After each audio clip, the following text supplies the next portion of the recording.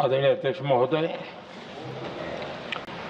मैं इस सम्मानित सदन में पश्चिम एशिया में चल रहे संघर्ष और इसकी वजह से भारत के सामने आई चुनौतियों पर बात रखने के लिए उपस्थित हुआ हूं। इस समय पश्चिमी एशिया की हालत चिंताजनक है। बीते 2-3 हफ्तों में जयशंकर जी ने और हरदीप पुरी जी ने इस विषय पर सदन को जरूरी जानकारी दी है। अब इस संकट को 3 सप्ताह से ज्यादा हो रहा है। इसका पूरे विश्व की अर्थव्यवस्था पर, लोगों के जीवन पर बहुत ही विपरीत असर हो रहा है। इसलिए पूरी दुनिया इस संकट के जल्द से जल्द समाधान के लिए सभी पक्षों से आग्रह भी कर रही है। अध्यक्ष महोदय, भारत के सामने भी इस युद्ध ने अप्रत्याशित चुनौतियां खड़ी कर दी हैं। ये चुनौतियां आर्थिक भी हैं, नेशनल सिक्योरिटी से जुड़ी भी हैं और मानवीय भी हैं। युद्धरत और युद्ध से प्रभावित देशों के साथ भारत के व्यापक व्यापारिक रिश्ते हैं। जिस क्षेत्र में युद्ध हो रहा है वो दुनिया के दूसरे देशों के साथ हमारे व्यापार का भी एक महत्वपूर्ण रास्ता है। विशेष रूप से कच्चे तेल और गैस की हमारी जरूरतों का एक बड़ा हिस्सा यही क्षेत्र पूरा करता है। हमारे लिए ये रीजन एक और कारण से भी अहम है। लगभग 1 करोड़ भारतीय खाड़ी देशों में रहते हैं और वहां काम करते हैं। वहां समंदर में जो कमर्शियल शिप चलते हैं उनमें भारतीय क्रू मेंबर्स की संख्या भी बहुत अधिक है। ऐसे अलग अलग कारणों के चलते भारत की चिंताएं स्वाभाविक रूप से अधिक है। इसलिए ये आवश्यक है कि भारत की संसद से इस संकट को लेकर एक मत और एकजुट आवाज दुनिया में जाए।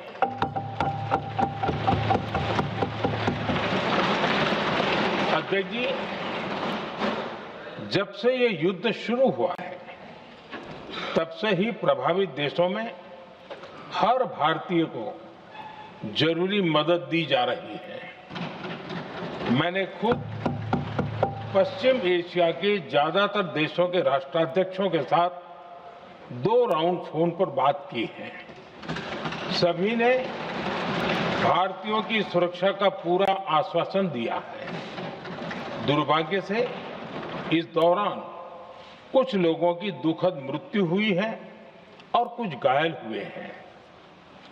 ऐसे मुश्किल हालात में परिवारजनों को आवश्यक मदद दी जा रही है। जो घायल है उनका बेहतर इलाज सुनिश्चित कराया जा रहा है।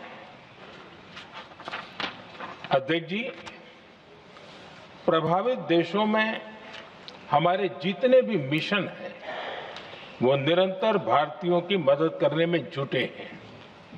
वहां काम करने वाले भारतीय हो या फिर जो टूरिस्ट वहां गए हैं, सभी को हर संभव मदद दी जा रही है। हमारे मिशन नियमित रूप से एडवाइजरी जारी कर रहे हैं। यहां भारत में और अन्य प्रभावित देशों में 24/7 कंट्रोल रूम और आपातकालीन हेल्पलाइन स्थापित की गई है। इनके माध्यम से सभी प्रभावितों को त्वरित जानकारी दी जा रही है। अध्यक्ष जी, संकट की स्थिति में देश विदेश में भारतीयों की सुरक्षा हमारी बहुत बड़ी प्राथमिकता रही है।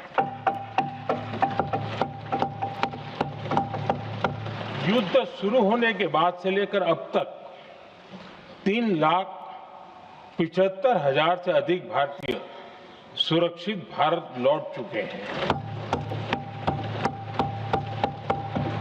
ईरान से ही अभी तक लगभग 1,000 भारतीय सुरक्षित वापस लौटे हैं। इनमें 700 से अधिक मेडिकल की पढ़ाई करने वाले युवा हैं।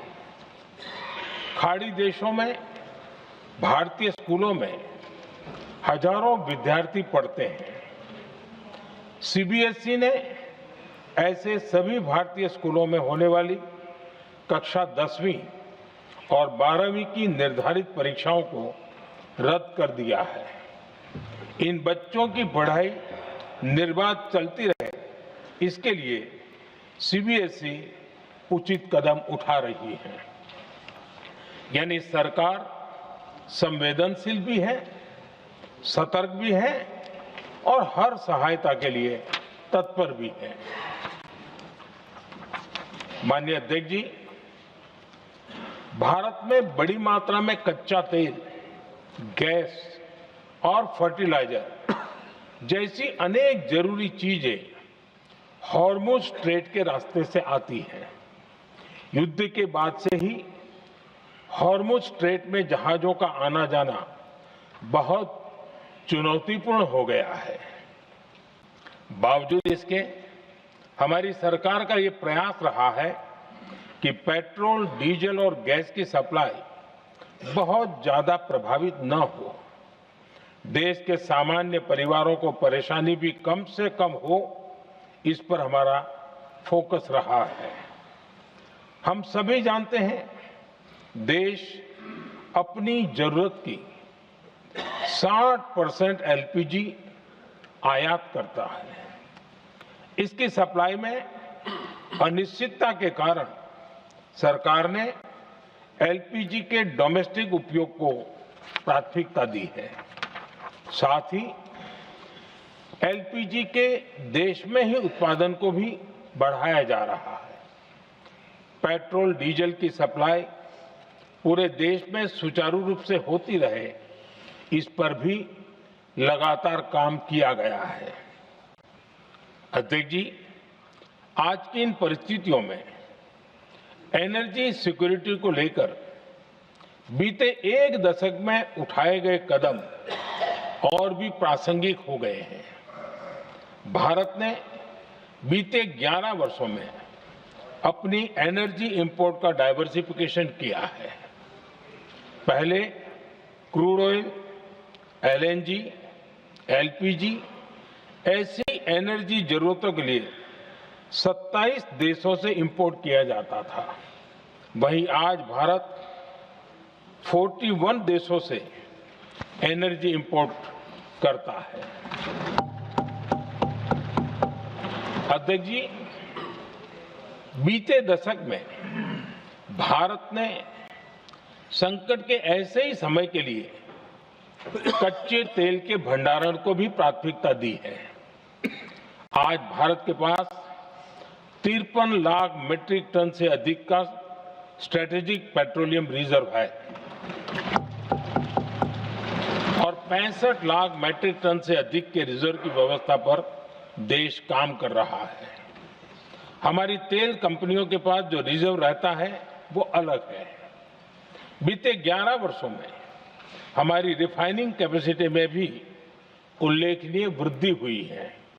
अध्यक्ष जी, सरकार अलग अलग देशों के सप्लायर्स के साथ भी लगातार संपर्क में है। प्रयास ये है कि जहां से संभव हो वहां से तेल और गैस की सप्लाई होती रहे। भारत सरकार गल्फ और आसपास के शिपिंग रूट्स पर निरंतर नजर बनाए हुए है।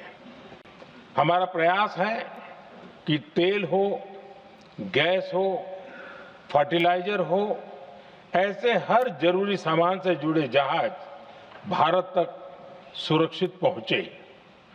हम अपने सभी वैश्विक सहयोगियों के साथ निरंतर संवाद कर रहे हैं ताकि हमारे मैरीटाइम कॉरिडोर सुरक्षित रहे। ऐसे प्रयासों के कारण बीते दिनों हॉर्मुज स्ट्रेट में फंसे हमारे कई जहाज भारत आए भी हैं। अध्यक्ष जी, संकट के इस समय में देश की एक और तैयारी भी बहुत काम आ रही है। पिछले 10-11 साल में इथेनॉल के उत्पादन और उसकी ब्लेंडिंग पर अभूतपूर्व काम हुआ है।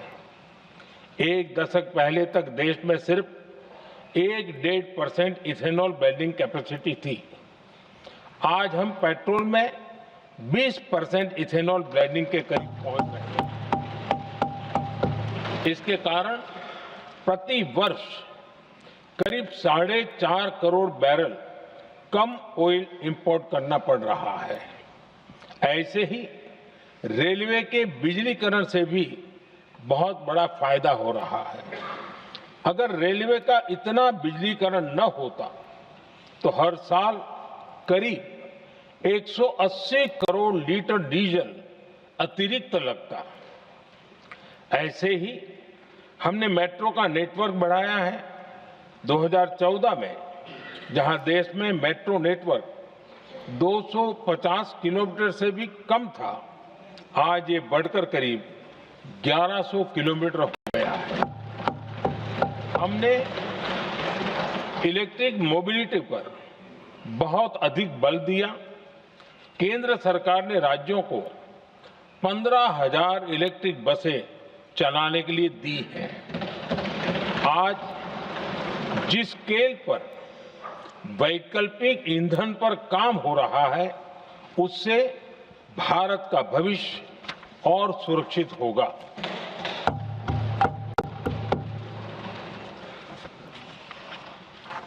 आदरणीय अध्यक्ष जी, हम जानते हैं कि एनर्जी आज इकोनॉमी की रीढ़ है और ग्लोबल एनर्जी नीड्स को पूरा करने वाला एक बड़ा सोर्स वेस्ट एशिया है।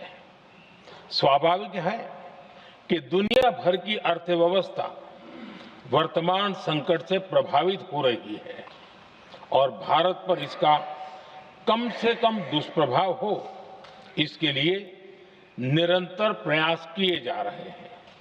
सरकार इसके शॉर्ट टर्म, मीडियम टर्म और लॉन्ग टर्म ऐसे हर असर के लिए एक रणनीति के साथ काम कर रही है। आज भारत की इकोनॉमी के फंडामेंटल्स मजबूत है। इससे भी देश को बहुत मदद मिली है। हम हर सेक्टर के स्टेक होल्डर्स के साथ चर्चा कर रहे हैं। जहां भी जरूरत है उस सेक्टर को आवश्यक सपोर्ट दिया जा रहा है। भारत सरकार ने एक इंटर मिनिस्ट्रियल ग्रुप भी बनाया है। ये ग्रुप हर रोज मिलता है और हमारे इंपोर्ट एक्सपोर्ट में आने वाली हर दिक्कत का आकलन करता है और ये ग्रुप आवश्यक समाधान पर भी निरंतर काम करता है। मुझे पूरा भरोसा है कि सरकार और इंडस्ट्री के साझा प्रयासों से हम परिस्थितियों का बेहतर सामना कर पाएंगे। माननीय अध्यक्ष जी, एक बड़ा सवाल ये है कि युद्ध का खेती पर क्या प्रभाव होगा। देश के किसानों ने हमारे अन्न के भंडार भर रखे हैं, इसलिए भारत के पास पर्याप्त खाद्यान्न है। हमारा ये भी प्रयास है कि खरीफ सीजन की ठीक से बुआई हो सके। सरकार ने बीते सालों में आपात स्थिति से निपटने के लिए खाद की पर्याप्त व्यवस्था भी की है। अतीत में भी हमारी सरकार ने दुनिया के संकटों का बोझ किसानों पर नहीं पड़ने दिया था। कोरोना और उस समय के युद्धों के दौरान उस समय भी ग्लोबल सप्लाई चेन में डिस्ट्रप्शन आ गई थी। दुनिया के बाजार में यूरिया की एक बोरी 3,000 रुपये तक पहुंच गई, लेकिन भारत के किसानों को वही बोरी 300 रुपये से भी कम कीमत में उपलब्ध कराई गई। अध्यक्ष जी, देश के किसानों को इस प्रकार के संकटों से बचाने के लिए भी बीते वर्षों में अनेक कदम उठाए गए हैं। पिछले एक दशक में देश में 6 यूरिया प्लांट शुरू किए गए हैं। इससे सालाना 76 लाख मैट्रिक टन से अधिक की यूरिया प्रोडक्शन कैपेसिटी जुड़ी है। इस दौरान डीएपी और एनपीकेएस जैसी खाद का घरेलू उत्पादन भी करीब 50 लाख मैट्रिक टन बढ़ाया गया है।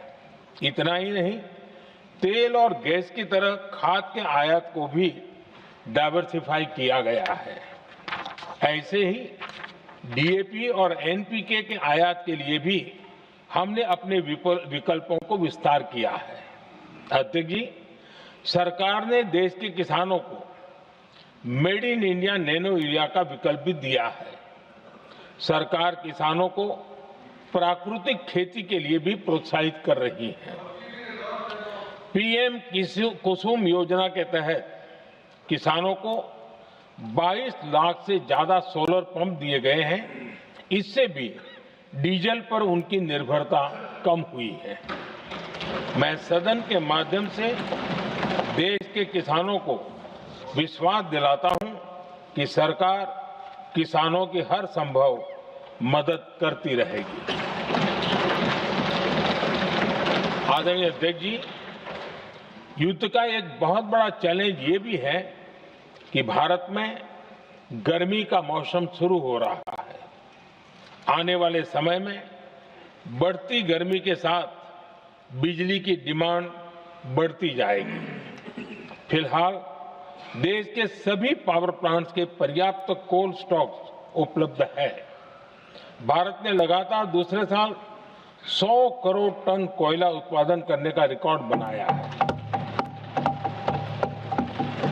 पावर जनरेशन से लेकर पावर सप्लाई तक के हमारे सभी सिस्टम की निरंतर मॉनिटरिंग भी की जा रही है और सरकार की तैयारियां उसको रिन्यूएबल एनर्जी से भी मदद मिली है।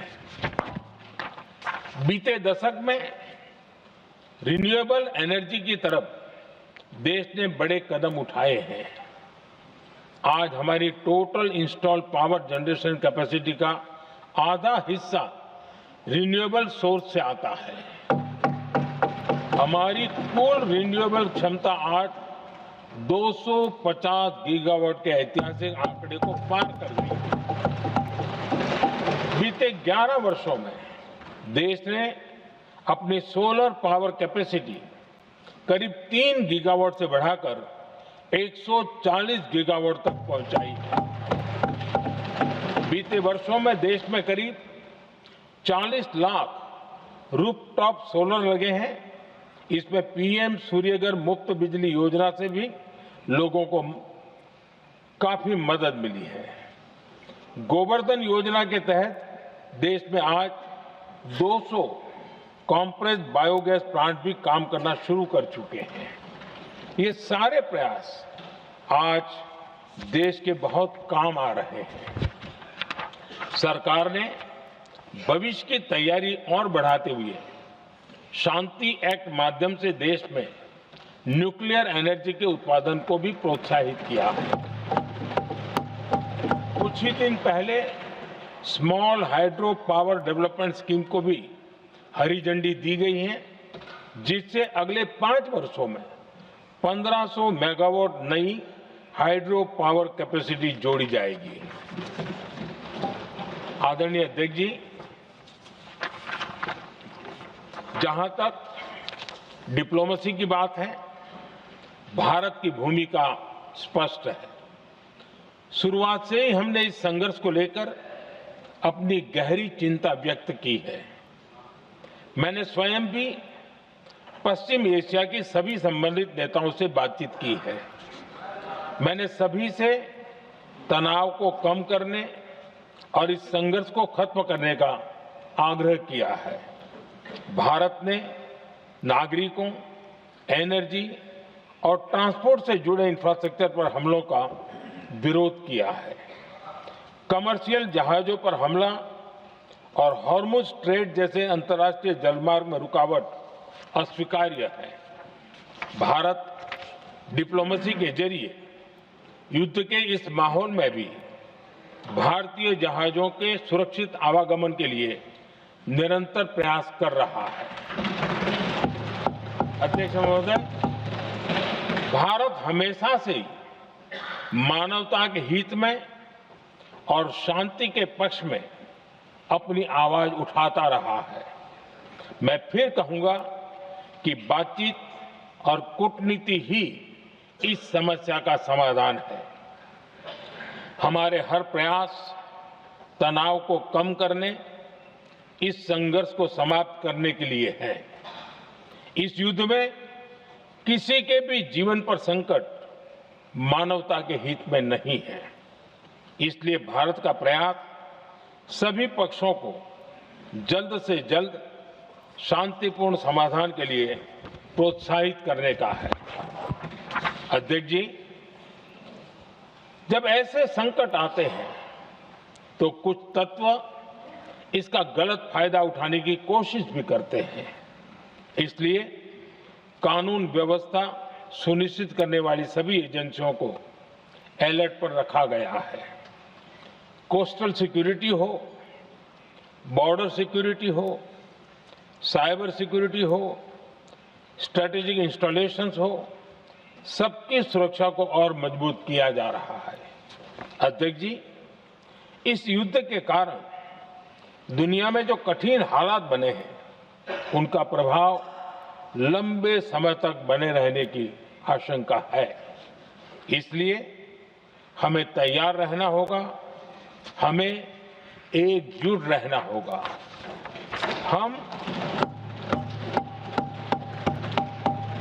हम कोरोना के समय भी एकजुटता से ऐसी चुनौतियों का सामना कर चुके हैं। अब हमें फिर से उसी तरह तैयार रहने की आवश्यकता है। धीरज के साथ, संयम के साथ, शांत मन से हमें हर चुनौती का मुकाबला करना है और यही हमारी पहचान है, यही हमारी ताकत है। और हां, हमें बहुत सावधान और सतर्क भी रहना है। हालात का फायदा उठाने वाले झूठ फैलाने का प्रयास करेंगे। ऐसे लोगों की कोशिशों को सफल नहीं होने देना है। मैं देश की सभी राज्य सरकारों से भी इस सदन के माध्यम से आग्रह करूंगा, ऐसे समय में कालाबाजारी करने वाले, जमाखोरी करने वाले एक्टिव हो जाते हैं। इसके लिए कड़ी मॉनिटरिंग जरूरी है। जहां से भी ऐसी शिकायतें आती हैं, वहां त्वरित कार्रवाई होनी चाहिए। देश की हर सरकार और देश का हर नागरिक जब मिलकर चलेंगे तो हम हर चुनौती को चुनौती दे सकते हैं। इसी आग्रह के साथ मैं अपना वक्तव्य समाप्त करता हूं। बहुत बहुत धन्यवाद।